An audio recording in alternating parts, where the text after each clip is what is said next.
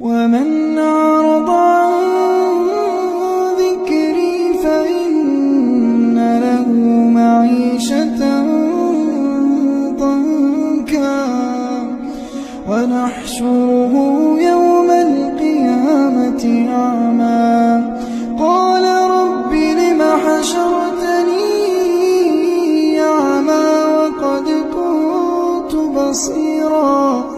قال كذلك أتتك آياتنا